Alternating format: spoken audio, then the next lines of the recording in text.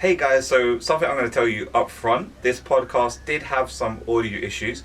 We were redecorating the media office at the time, and unfortunately we didn't realize that we didn't set up the microphones exactly as needed to.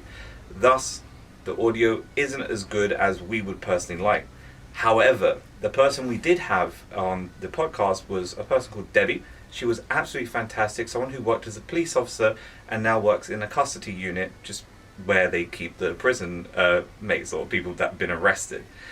I absolutely love this podcast, and I think the content of the podcast is so valuable and so amazing that I really do want you to listen to it regardless of the issues with the audio. I think you're going to love it. I think you're going to find it amazing, and either way, we're definitely going to bring her back again because she was absolutely a delight to speak with. I hope you guys enjoy.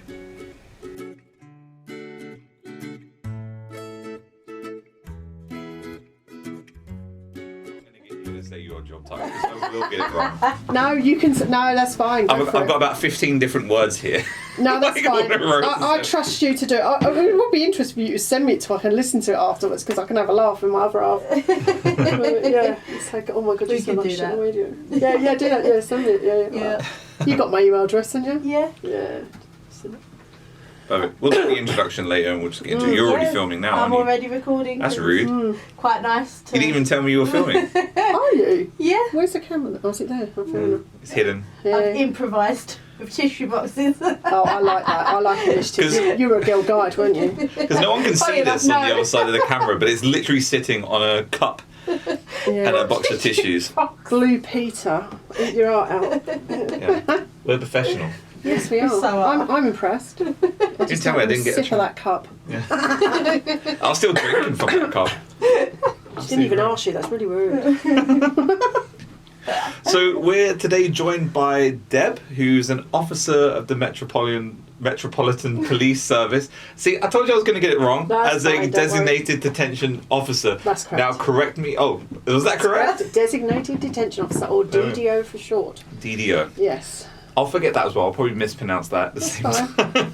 That's fine, don't worry. We get called worse things, believe me. How are you today? Let's start there. I'm good. Yeah, it's a rest day. It's a day off. Yeah, so... You said it's arrest good. day. Yeah, no, I've not been arrested today. No, it's a rest day, as in it's one of my days off, so I'm not back on shift until Friday morning, about 6:30, 7:15. Brilliant. And we're happy because you chose to spend some of your time off I coming did, here. yeah, instead of dyeing my hair. Nice. Yeah. I was planning to dye my hair today as well. Yours will be quicker than mine. So let's just start. We'll go back into your past. We'll look a bit into your story and how you ended up where you are now. So yeah, at what point did young Deb, at 9 years old, went, I want to be a police officer? Oh, it was earlier than that. I think it was seeing my first police car or something on telly. It was, I've always been a tomboy. I've always been a tomboy, so, you know, I even ride motorbikes now. Only because I couldn't do it at 5. But basically, yeah, I didn't do the beautician air hostess phase. I just always wanted to be something physical, either something sporty or something to do with, whether it be ambulances, fire engines, or ultimately the police. Pause. Yeah. Bring it closer to you. Okay. The whole thing. Pull it. Give it a big pull. Oh, I'm so heavy-handed. Honestly, you can't break it. Right, we'll try again. If I put my hand up, it's pause. Excuse me, I'm cough away. Excuse me, that is asthma, not COVID. That's fine. And continue. Yeah, are we going to start with me? No, continue. Like Everyone started looking at me. I was like, me. Yeah. Look at your cue. Yeah. Because I think it's interesting because a lot of people, I think, when they're especially young, I think even my daughter at the moment would love to be a police officer. She's obsessed with Paw Patrol at the moment. Oh, God. Yeah, and is it Chase, I think, is the police That's dog. right, yeah. And it's always kind of interesting to me because I think so many of my friends want to be a firefighter, a police officer, a doctor, but I hardly meet people that sustain that dream and make it into fruition. So was it a case of once you saw your first police car, you kept that motivation to keep striving for that? I think it just fascinated me. It just looked exciting. It was adrenaline, and then you see the programmes on the telly. Obviously, more recently would have been The Bill, but when I was younger, I think it was, I can't even remember the bloody name of it, but it was lots of police programmes, orientated programmes. Police 5 with Shaw, was it something Shaw? I remember him. And just investigating, I just thought it was really exciting. It'd be something to do, and I didn't see myself ever thinking it could be boring. And that is one thing that's proved me right. It is not boring. Every day is different. Whether you are in a car, whether you're on foot patrol, or whether you're in custody dealing with them when they get arrested, it is, you're constantly on your toes. There are, I don't want to say the word, because we don't say quiet in custody, because normally if you say the Q word, it basically all goes Pete Tong. It's like jinxing it. Yes. If somebody says the Q word, it's like, right, cakes, it's your fault if it all goes wrong. So we say karma or QT. Okay. But I think it's a case of that. There were so many ways you could sort of divert off it, and there's so many different regions in the police force. Obviously, things like marine police, dogs, horses, mounted, firearms, diplomatic. There's so many different regions that you could find your niche. You start off doing your basic probationary, and then you could join different areas of the police which take your fancy, or just experience a bit of both. And then that way you're learning a diverse sort of amount of different areas of the police. And then that way you find one you think, yeah, I like this, I'll stay with it. But for me it was just doing things like the cars, what I call the Gucci stuff. The stuff, the Gucci sexy stuff, the stuff that keeps it exciting, but even then you can't even really go home and talk about it because you're not allowed. But it's stuff that kept it inviting, kept it you want to stay in the job. And then obviously as I got older, I just thought, oh God, I'm not as fit as I was. I just think I am, and I'm not Wonder Woman, and I need to maybe just take a little step back and maybe find something a little tad easier. Hence why I went into custody. And I'll be honest, and I know they're words you just say, but I do love my job. I do like my job. I like helping people. I've always been someone that helps people, and even though I find it very hard to ask for help myself. And I can imagine as well, like, it might be even hard to help some people that are in custody because they might not want it as well. Oh, very, very much so, yes. I think it's finding what they need. And sometimes it's not a case of whether some people come in needing help as in with addictions. They could be alcoholics, they could be shoplifters, anything. They will do things. You find shoplifters will just either steal for a thrill, or they will steal to fund a habit, i.e. drinking or drugs. And as you say, when you're at the cell and you're talking at them at the wicket, which is the door that opens up in the middle of a cell door, you're going to get maybe 2 or 3 things happen. You're either going to get shouted at, you're either going to get tears, or basically they'll shout at you things like, I need to see the doctor, I need this, I need to get out, I need to get home. And a lot of it, I admit, is negative. It's not all positive stuff. No. But I find, for want of a better word, if I go into mummy mode and I listen, and half the time they want you to listen, they need for you to listen, and half the time they don't even know what they're in there for, especially if they're either in shock, first time in custody, it's very overwhelming. So you try and tell them, the ones that are willing to listen will listen. You tell them that there's obviously a process you need to go through when you enter custody, i.e. you be told what you're there for, you're told of your offences. The process would be maybe gathering evidence, CCTV, statements, things like that. Or sometimes you're there for a drink drive, so you're there just to sober up, and then they'll process you for court. Or put you on the EBM, which is the evidential breath machine, which will mean that obviously they don't release you straight away, because you do get some pillocks that will just go straight back to their car and get in it, and they're still over. Oh my goodness. Which is 35 milligrams of alcohol in the blood, basically, and they will process and prosecute over 40. And you get 3 chances of breath, and they take the 2 lowest. So sometimes you do get frustrating detainees that will shout at you, and I've had some really nasty things thrown at me. I think the worst has to be spitting and urine, if I'm being honest, but it's not nice. But then there are some that, on the positive side, they just want someone to listen to them, and sometimes they want to cuddle, but it's not appropriate to do so. Sometimes the kids, you get a lot of utes in, as we call them, youths. I think I used to call them utes as well when I was younger. And obviously, some of them are just an absolute nightmare. Some of them are there because they've been part of a gang, so sometimes it's a case of that they feel they have no choice. You'll find that a lot of people will join gangs because they do it for the protection, or they feel the need to belong. And the amount of times you hear people, they come into custody, they're searched, ultimate layers of clothing just to hide things that they've got on their persons. But then you hear the sad stories, that the fact that they've armed themselves and somebody's managed to get that off them, whatever that may be. Anything from knives to bike spokes. That was a phase at one point, bike spokes, because when bike spokes? Yes, if you got stabbed with a bike spoke, it would do a lot of damage.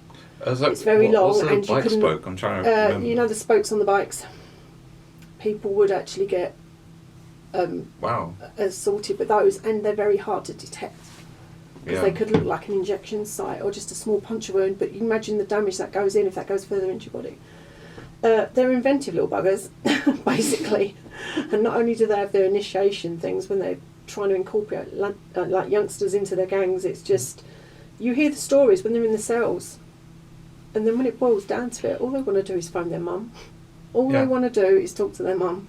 And I can imagine for a lot of people, it's when they get to where you are in the detention centre. For a lot of people, that's the first time reality's hitting for them. Yeah. Because I can imagine the whole process of being arrested, getting in the car, it can feel very surreal, and it's only that time when you're in that place, you've had some time to sit for yourself. I can imagine you're seeing a completely different side to a lot of these people than you would have seen when you were patrolling before. Yeah, well, I used to do the arresting. Yeah. So I'm used to them being, I don't want to be arrested, and they put up a fight and stuff, but predominantly it's then the caution and handcuffing. Obviously different ways of handcuffing, because some people do not want to be handcuffed and they make it very hard for you to handcuff them. I can remember one incident when I tried to stop someone running away, that I actually handcuffed their ankle to their foot because it was the only way I could stop them getting up, because they got the better of me. And I thought, well, I'm sorry mate, you ain't getting away. So I literally handcuffed his ankle to his foot and he couldn't get away. So yeah, problem solved, it worked. It looked weird, but it worked. But in custody, when they do come in, first timers, obviously it's kid gloves. They're on a camera cell. They're you look after them, and as I said, but then you get the old lags, the ones that come in, and they'll come in and they know more about the job than you do, of course, and then they tell you they know more about the job, and then the other thing, which everyone must have heard of, I pay your wages. Oh, yeah. Yeah, that old one, that old chestnut. Yeah, we pay your wages. You've got to do as you're told. You've got to do this. Well, no, nice try. Think again, mate. And they can kick off because they tell you stuff. I want this. I want that. Get me this meal. Get me that drink. Get me this. I want a solicitor. I want that solicitor. And they have the solicitors that they use for duty, because duty solicitors are free, and they will use the same one if they know it helps them, for whatever reason they've been arrested for. So yeah, you do get your ones that are quite scared, and not just the kids, but sometimes the adults. Yeah. And then you get the ones that are the old lags that just basically get in, they'll cover themselves in a blanket, and they'll just go to sleep and wait for you to get them out for interviews and stuff. And it's very interesting. As I said, it's it's different every day. Imagine. I remember once I was arrested. I wasn't. I don't have any criminal history or anything from it. Ironically, it was at the time they arrested me on suspicion of carrying a knife. Okay. It was actually a very, very nerdy reason I was arrested. I was very much into anime when I was like 14. Oh yeah. So I managed, my friend, it wasn't even me, my friend, which sounds like a typical excuse, it's my friends. I was carrying it for him. Yes. Yeah. But my friend had a a replica of a short Japanese katana. It's called a tanto. Oh, katana sword, yeah. Yeah, but it's a short version. It's called a tanto, and it's purely decorative. It wasn't sharp. It was actually hilariously broken to the point where if he did try anything, it would actually fall apart. But of course, this was in Peckham, and it was at a height of crime that was happening there at the time. And my friend got it out of his bag to show me, and I remember it still. I kind of started opening it, and then I had this like hand reach behind me, and it was just an officer, right? Yeah.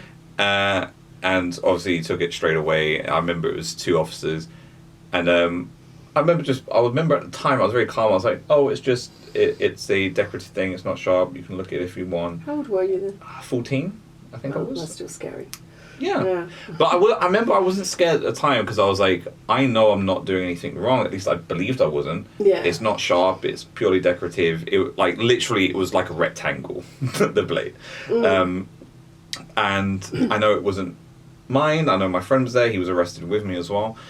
So I wasn't intimidated. And I don't know why, but they were struggling to get a car over there to take us to the station. And would you be happy to walk with us? I was like, yeah. I was fine with it. But I never really feared police officers when I was younger as well. But then like a second group came, handcuffed us immediately, put us in the back of a van. I remember I was in the back of the van, and that's where it all got really scary for me. Yeah. And I remember crying as well at that point. And it's weird because I remember I found it super scary even though I believe I didn't do anything wrong. No, the only thing you did wrong was opening it in a public place. That was it, really. Yeah. If you'd done it indoors, nothing would have happened, would it? No, but I didn't even view that as a problem in my head at the time. We were later de-arrested. It wasn't a problem. We were let go because when the second group came, I said, "You can open it and see." And he went, "No, we're not going to open it." I was like, "Okay." Don't know why. Probably have a reason. I don't know. But I remember it was when I was in there. Like that's when it really was hitting me. And my aunt came, and we were let go very quickly after because I think they did an investigation. It was like, oh yeah, this is just a really nerdy anime kid. You couldn't do anything with this thing. But yeah, I remember that it was a very unique experience. It is scary. Scary to me. And I think as well as you find with kids, especially first time in, they're more worried about when you phone the parents. Oh yeah, I remember. Do you know? It wasn't even my mum. It was my aunt. I was terrified of because she was a big battle axe. she was scary to me. You get more punishment once you get home than you do at the nick. Yeah. I can relate to that. Yeah. So you probably have had to deal with kids like me in that sense. Like I'm sure you've met ones that were in the wrong or ones that were in the wrong situation. I can imagine for a lot of kids. Even like ones that have joined gangs, it's wanting to feel a need to belong somewhere. Yeah. Even if they've done it wrong and they've done the wrong conclusion, it was just wanting to belong and just led them to a down path. I can imagine that's hard to deal with to an extent. It is because obviously when you're a mother anyway of kids, obviously mine are a bit grown up now, but when I remember I started, my son was that age, and I always used to think, oh God, the most embarrassing thing would be just get a phone call and then they're coming into work and I'm like, oh my God. Yeah. Luckily it never happened. I think it's probably because I always used to play good cop and bad cop at home because I did a lot of bringing up the kids myself. So I think it was a case of not frightening them, but maybe putting into them, instilling them that this is what happens when mum works and it's not nice and this will happen and it isn't cool, it's bad.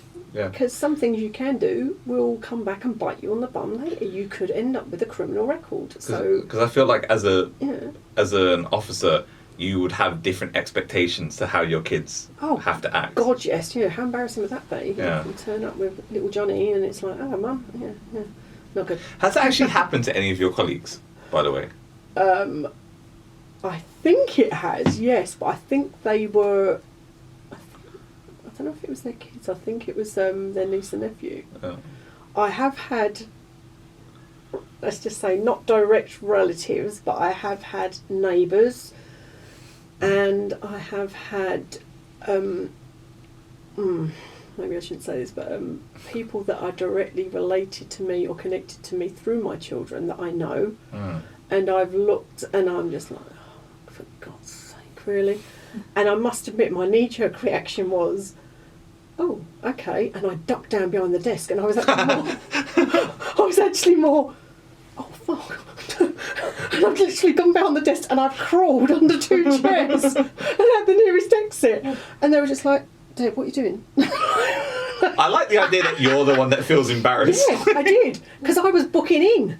I would have had to book them in, and it's like, oh, hello, and they go, all right, and you just go, no, just call me officer, please. Because I know sometimes people use different names because they don't want to give their real name. Oh, to false police. pass. Oh, it's an offence to not give your name and address to a police officer. Yeah. It is arrestable, and knowing where your address is and things like that. But people don't think that; they just think that's crap. Yeah, they just want to hide their identity because they do. I assume they go, oh, identities. Yeah. Because I assume they think, oh, if I give the wrong identity and the wrong address, they're not going to be able to look me up. They're not going to be able to give me a record. But I like the idea that someone's thinking that, like, yeah, I'm Johnny Eastbourne now. Yeah. That's my name. They get to you and you're just like, okay, Katie. Yeah, the best thing is not just the names, because obviously them aliases then go onto the record to show that I get known as this or DJ Mustafa and all this stuff, and they've got all these different names. Oh, did they put aliases as well? Oh yeah, we have aliases, and some of them you're scrolling and you're scrolling and you're scrolling. But the one thing they do change their date of birth.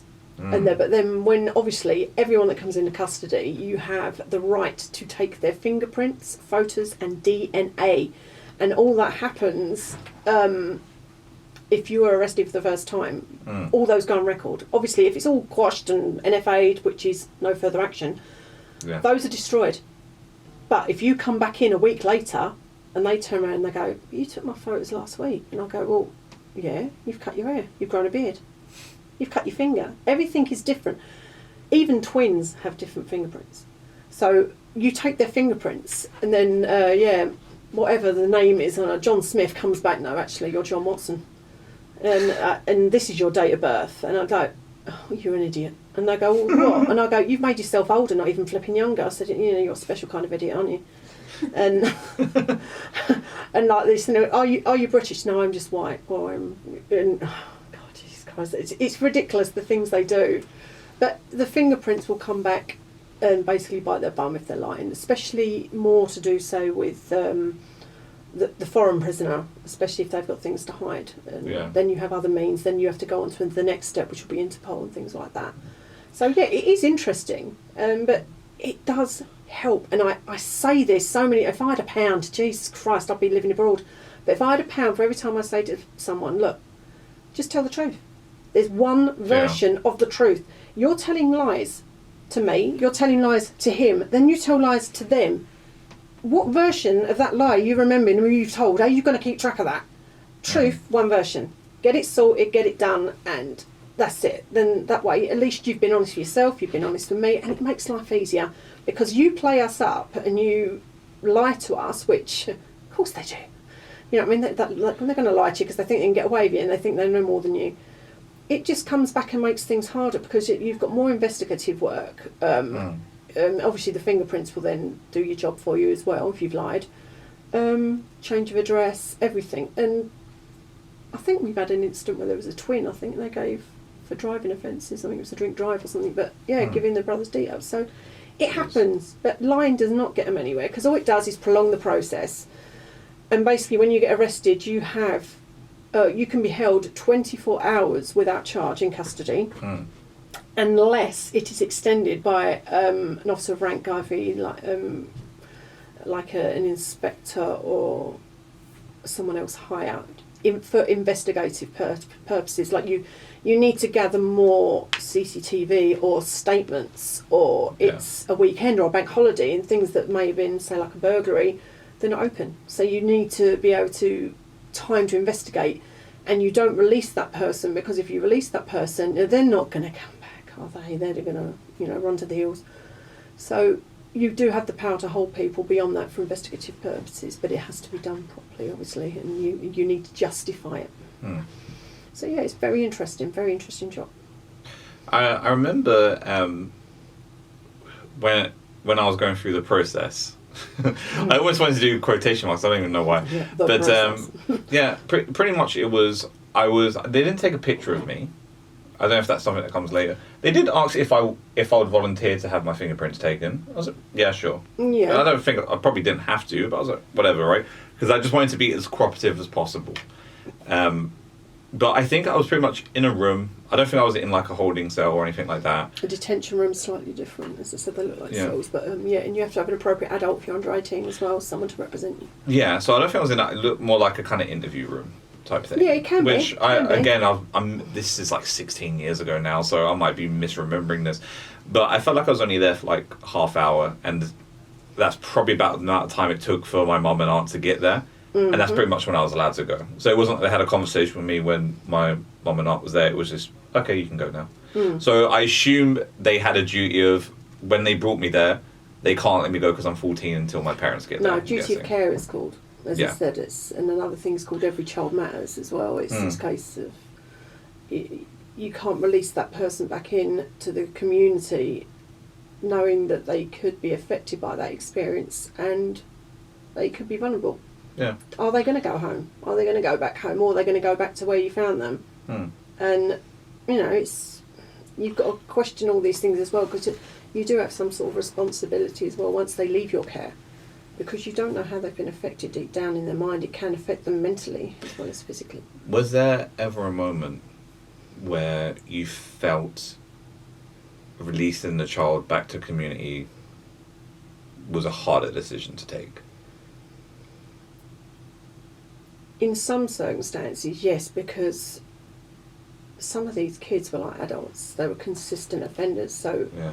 you know, a slap on the wrist is sometimes not appropriate, because you know little Johnny's going to come back and yeah, we'll see him next week.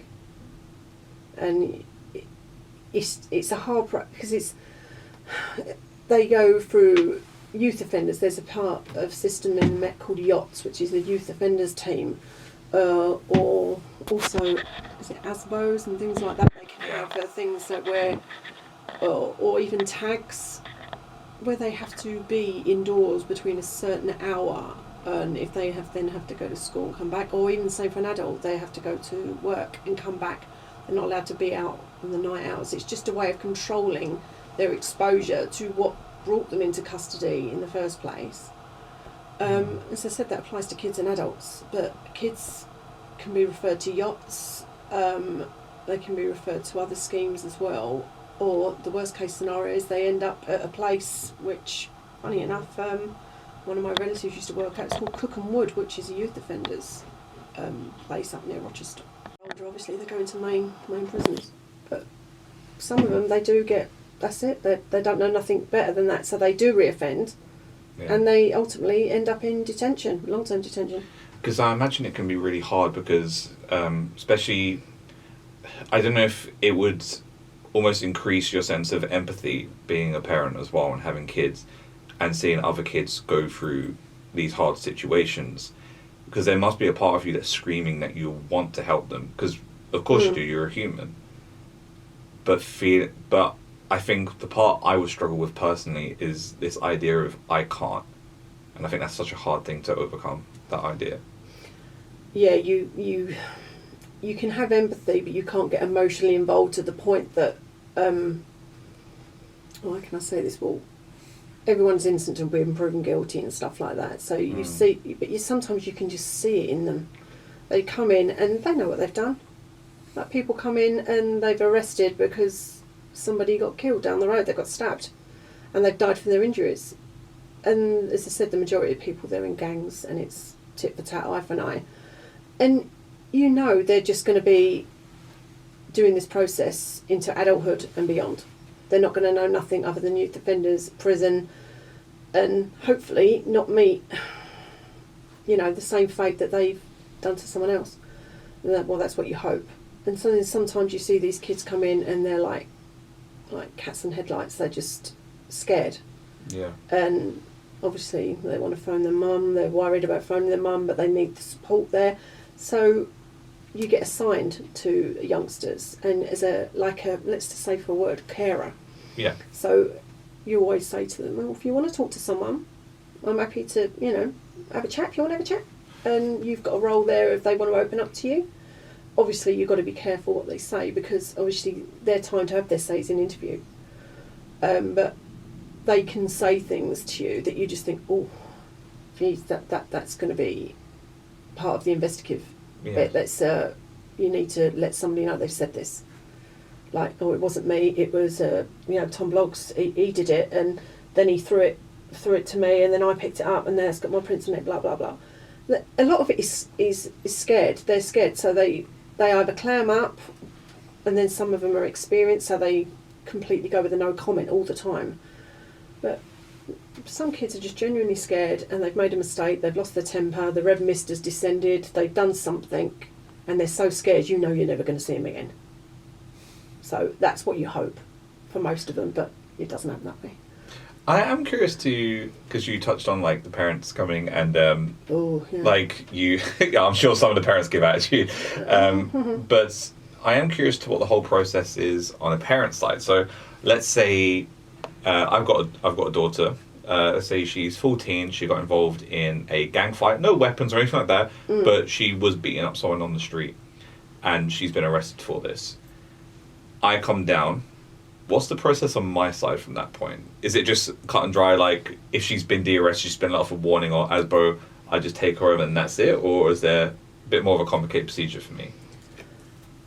It depends on what they've done and injuries. As I said, you start off with a basic injury with, say, common assault, which could be you just leaving a bruise or even poking someone. Then it escalates to ABH or GBH. But if you've come back as a parent and you're sitting there, basically you're another pair of eyes and ears for them as they are a minor. So you were sitting on interviews. You could either be sort of in the cell when they're having a strip search, just to make sure they don't have things like weapons, drugs concealed on their person. As I touched on earlier, there was the thing with the layers. They have a very, let's just say, regimed way of dressing. A lot of them have a lot of jogging bottoms, a lot of tops, and they will hide things, thinking when you pat them down you won't find them. And we have things called wands, which basically detect metal. That's those like little... Yes, and they will beep. And we're talking, they will pick up anything to coins hidden in bras, including underwire bras on the females, to keys in pockets, coins, anything. But buckles on belts, you take off belts and shoelaces because some people are self-harmers. Some people, they can be the strongest people they're in their custody, even the kids, as you're saying. So you're there as a parent just to basically be there for them on their side, to be another pair of eyes and ears listening. But you take all these things off because some people, the strongest minds, they can go to pot in the cell. So you take off things which will risk to them, like laces, belts and stuff, things that they could either harm themselves with or things they could do damage to the cell with, because anything like that will be, basically you get charged with sort of either damaging a cell, if you hurt yourself with it, hurt one of my colleagues or another member of staff with it. And as I said, then the parents come in, and sometimes they can be more of a hindrance than a help. Sometimes you can see that they're actually shocked, and sometimes the parents get upset. And then sometimes the other end of the spectrum is the parents don't fall far from, well, the kids don't fall far from the tree.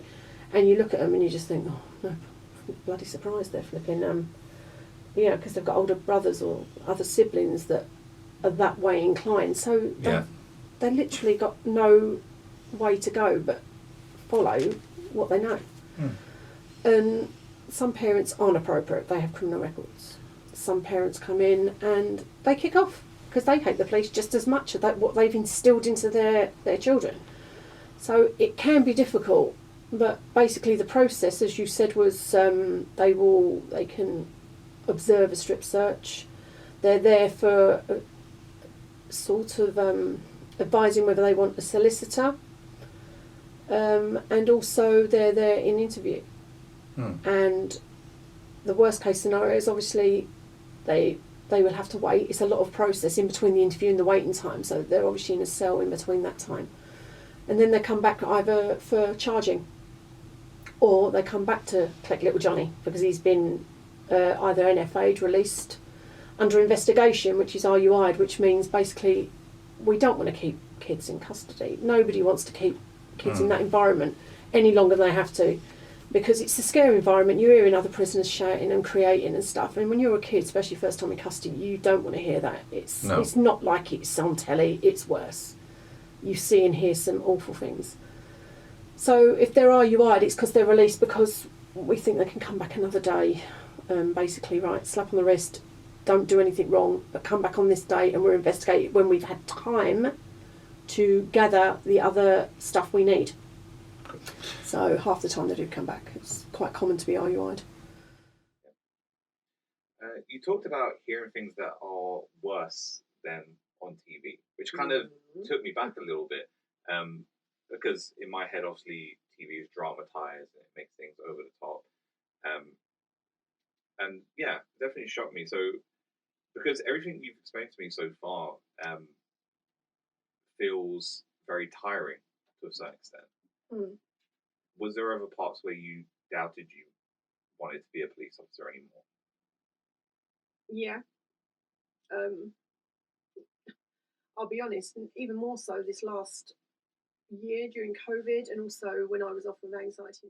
I did doubt myself and whether I still had the inclination to do it. And it was more to do with me and my life and not the job in general, but it was just whether I can give 100% or whether I'm more capable of doing it. And it was doubting myself whether I could do it, because you do see some things, but I've ended up developing skin like a rhino. Basically, I do not take it home with me. I can shut it off. I come out of the police station and I'm Deb. I'm not officer, blah blah blah. You need to have that skill, basically, because if you took it home with you, you'd be constantly punishing yourself and wondering, I wonder what happened to him, I wonder what happened to her. And basically, when I walk back into the station, bang, I'm in that mode again, and I'm in work mode, and I get on with it. And hopefully the same people aren't there the next day, but it does happen. I do question it sometimes, even more so now, especially with COVID as well. That's not been a good friend to the Met, and a lot of officers have been affected by it, which means the other officers that are present work harder. So therefore you've got a knock-on effect with that as well, and that implies in custody, not just on patrols, not just in the different areas of the police. When you're short-staffed, and God do you know about it. And yeah, it's hard. Because I think one of the trickiest parts is I've talked to nurses, for example, and I think it can be one of the best and worst jobs at the same time, because you do get to see people at their worst, but at the same time you get to see people recover from there. Yeah. And I remember there's this brilliant video where this woman wheelchairs towards a nurse, and then as the nurse is waving at her, the woman in the wheelchair stands up. She's actually able to walk again, and the nurse is crying. She's in tears. She's so happy because she's looked after this.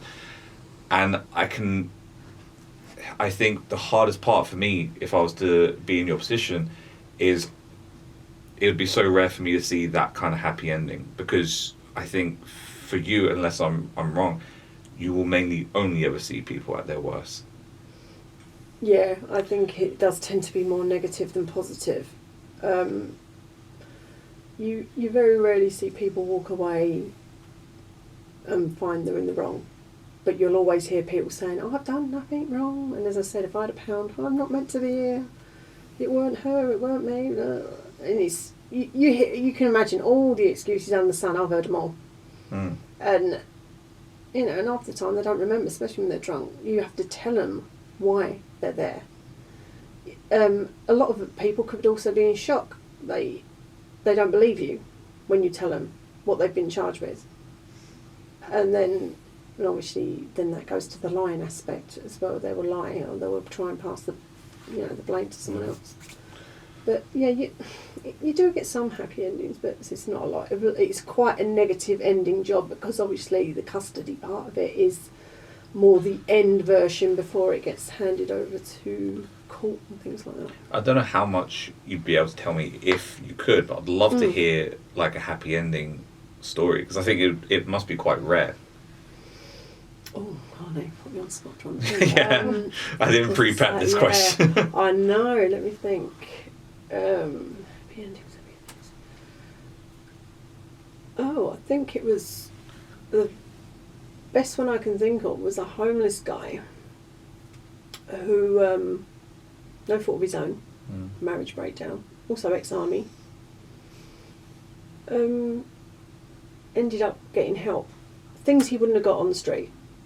Basically, he came in, he spoke to our mental health team, and they helped him basically not just get on his feet, but gave him things like we have an agency form.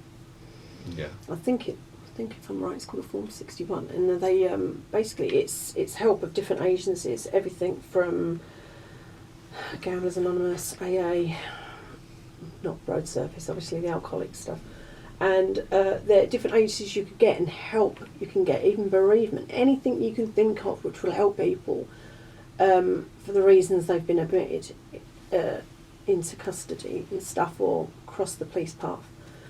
And this person I actually bumped into like a year later, and they were literally a job, a house, and I just remember giving him a big hug and getting upset. Oh, sorry. That's right. Yeah, you get.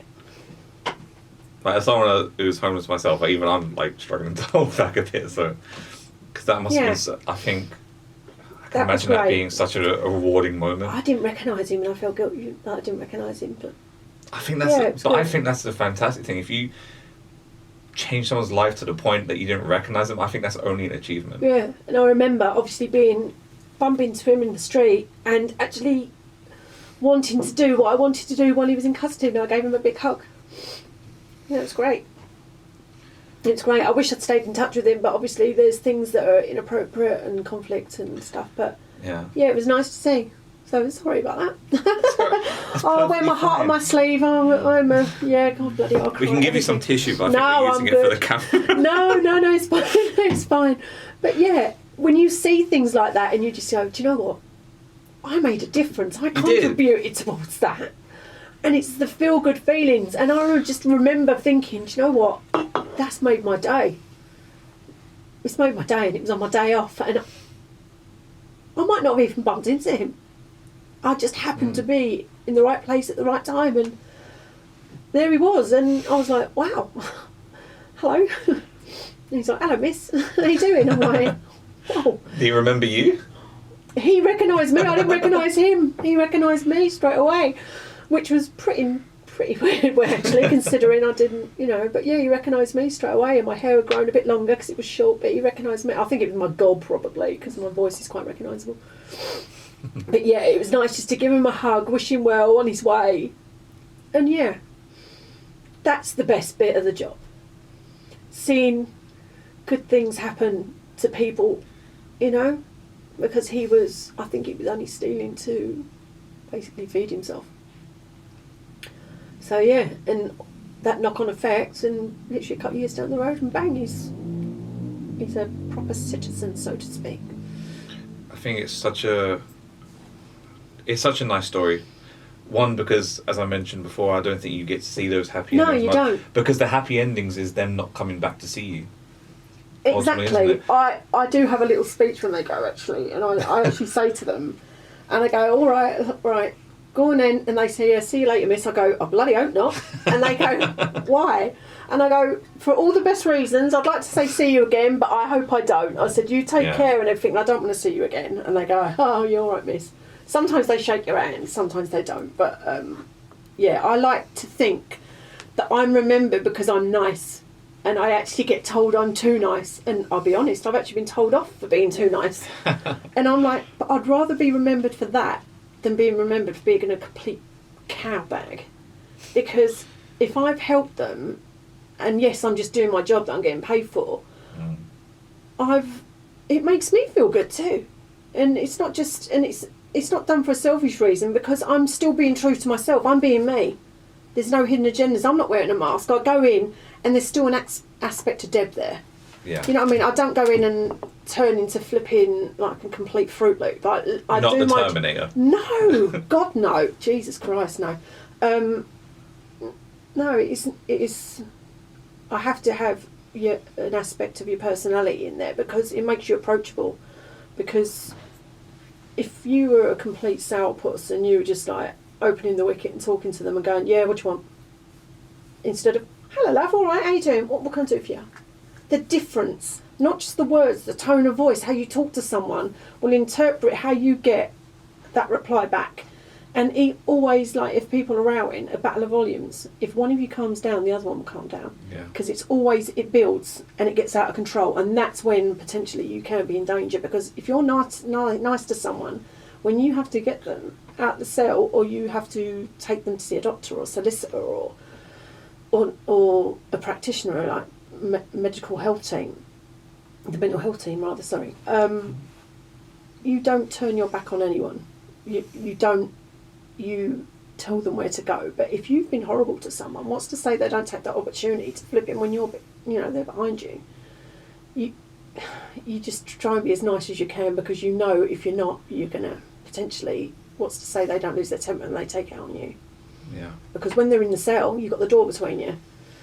When you open that door and they're there and they're with you, they can use that as an opportunity to their advantage. So going back to it, I always think it pays to be nice. Because I can't judge them. I don't know them. They've come in, they've done something wrong. Hopefully they'll get sorted for, they'll get punished or whatever, but I stay true to myself and it's held me in good stead and I will continue to keep doing that. Good. And I think, for me, I'd love to see that if I was arrested. Yeah. Which, hopefully, you won't see me. No, I doubt it. I doubt it. But I would like someone that would Someone to talk to. Yeah. Because I think, for the most part, we're the heroes of our own story. And even if we do something wrong, we have a way of justifying in our head. So someone that can empathise with that and try and seek a way to fix whatever problem caused that is shockingly refreshing. And I think it's such a nice way. I don't think I can go on the podcast any longer because I think that's such a nice, strong story to end it. And I think it's such a happy ending as well because I think when we think about being arrested, it's only downhill we think about. We don't think about any possible recovery. So I think it's so nice to hear that weirdly this gentleman being arrested was a positive experience in the end. It was for him, yeah, very much so. I think that's incredible. Deb, I've super enjoyed speaking to you. Oh, thank you, yeah. It's been really nice. I've ended up in tears. Well, all right, it's been fun. What a great morning. I have been holding it back. I know, I did notice you glass over, Andrew, don't we? Yeah, no, I started having a little man tear and I wouldn't get back up in there. Yeah, Because I got a camera facing me. Yeah, I know. You're only human, as you said. It's normal.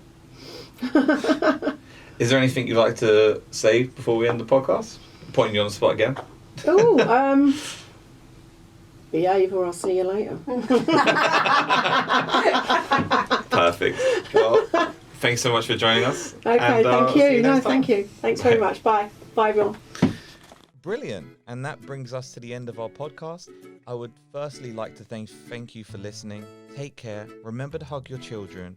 And always remember that there is someone there to give you a helping hand.